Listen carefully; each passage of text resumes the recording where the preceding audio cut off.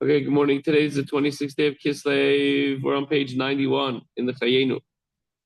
In today's lesson, the mental soul expressions of Chochmah and Bina, insight and contemplation, are parental due to their birthing the offspring, which is love and fear of Hashem.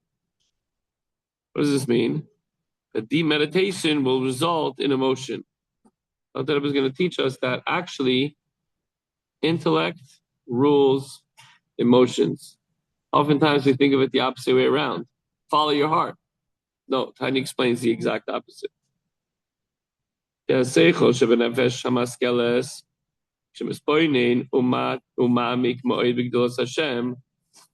the intellect in the rational soul deeply contemplates and immerses itself exceedingly in the greatness of Hashem, when we think deeply in the wonders of God, how he permeates and fills the entire world, every part of the world. As Kislev explains, from the smallest, the tiniest blade of grass, the leaf, greatest mountains and skyscrapers, sky, the sun, the moon, etc. And also V'seviv Kol, God also encompasses all the worlds, illuminates the worlds with a godly life force far beyond anything that the world can handle. That's why it surrounds the world. It doesn't permeate, but there's also permeating light of God. From a God's perspective, none of this is relevant whatsoever. Noildav is when we think about this and contemplate this, that God is He's busy creating the worlds and the spiritual realms and every single thing, and then He cares about you. He wants to make sure you have the air that you need to breathe and the food that you need to eat and the beautiful children and grandchildren and the simchas and all that. And what do we have to do? We think about this in our minds, and then we reach a level of we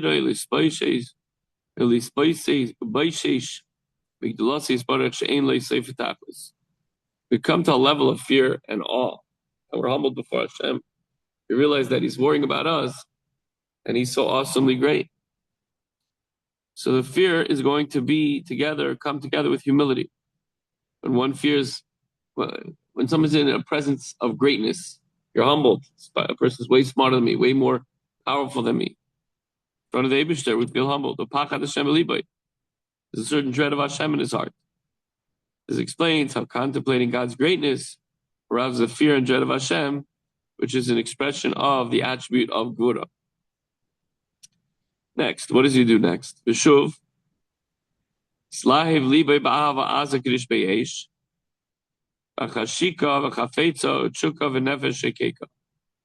After that, once a person is full of awe, standing in front of the Eibishter, then it will give birth to the attribute of chesed, expressing a love of Hashem. A person's heart will grow with an intense love of God, like a fiery flame. You know, when you fan those flames, when you fan the coals, suddenly it's like red hot. There's a passion, there's a desire, there's a yearning of the neshama to connect to Hashem. L'gedulas and seif baruch hu, where's the greatness of Hashem, v'hi kloisa nefesh k'dichsiv. And this is what it means when your soul just wants to connect with Hashem. A person's consumed by the passion of the soul. Nichsava v'gam kol sanafshi. Pasuk says, my soul longs for you. Indeed, it faints. My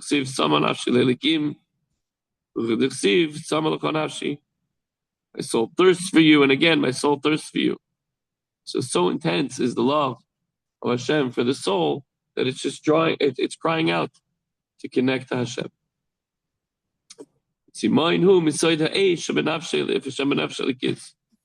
This love is derived from the element of fire, which is in the divine soul.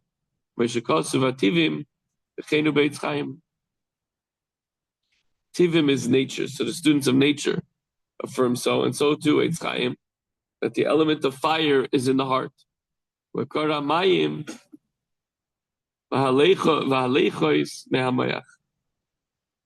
the source and the element of water and moisture is in the brain.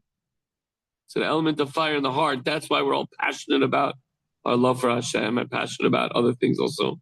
Obviously, it should be directed toward positive things and good things. And then we have the element of water in the brain. Moshe Kosov, it's Chaim Shar Gimel, V'chines Chachma Shenikra Amayim Shebenefesh Elikis. Okay. Shara Midas Kula, in the bottom of page 93. The rest of the remaining 5 midas are offshoots in Anfe Hayira Va'ava V'Tel Deisan, Tel Deisayan, Moshe Kosov Mokemacher. These are derivatives of fear and love, and they branch out. As we explained yesterday, we talked about the other offshoots, which are Tiferes, beauty, and Netzach, endurance, and splendor, and foundation, and royalty, etc. So we explained yesterday, Chachma and Bina. Chachma is Koyach Ma, wisdom. Bina is to thoroughly understand that idea, that wisdom. And then we have Das. Das, Miloshin V'Adam, Yodas Chava. Where does the word Das come from? It comes from the idea of that Adam, Yoda knew Chava. And what was that? This was the intimate union. This implies attachment and union. So this applies to when you have that knowledge, that wisdom, you take that idea and you think about it deeply, now it becomes part of you. Certain things you never forget. You were taught when you were a kid. Your dad taught you how to ride a bike. Could be years go by, you haven't gotten on a bike, jump on the bike, it's a part of you. Can't take it away anymore. So that's Das, becomes a part of a person. So we're trying to bring that into the Avas Hashem, Yiras Hashem, trying to approach Hashem. You think about His greatness, think about the love, then it becomes part of you. See these people, Nebuch, that are murdered, that are killed, and they say Shema Yisrael. There's an intrinsic love of Hashem that just comes out. You don't have to teach it once it's a part of you. You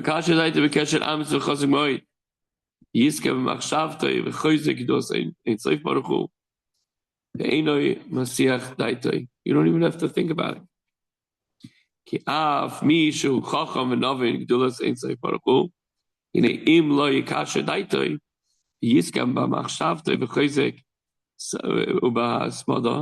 Even one who is wise and understanding, which means he uses his chachma, his wisdom, and his bina, understanding the greatness of Hashem, unless he applies the das and he fixes it thoroughly and firmly and diligently, it won't be a part of him.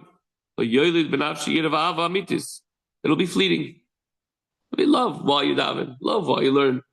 Fear of Hashem when you're, on Yom Kippur. But in order for it to be true das, it has to become part of him. It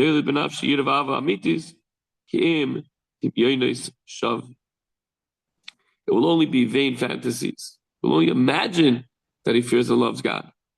True love and fear are only attained through das, when it becomes a part of you. That's the culmination of this. This is Chabad.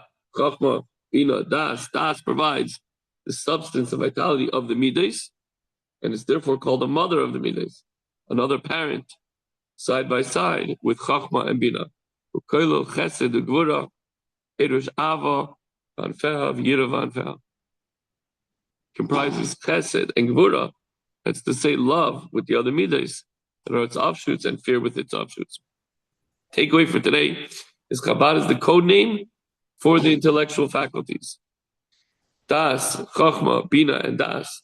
Das is the intellectual faculty to use to connect and bond with an idea, the concept.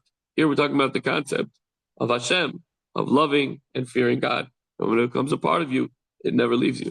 So we think about God, it becomes your reality, it becomes very much a part of you, and the love and fear of Hashem will never leave you. Everyone have a wonderful day and a freilichen second day of Hanukkah.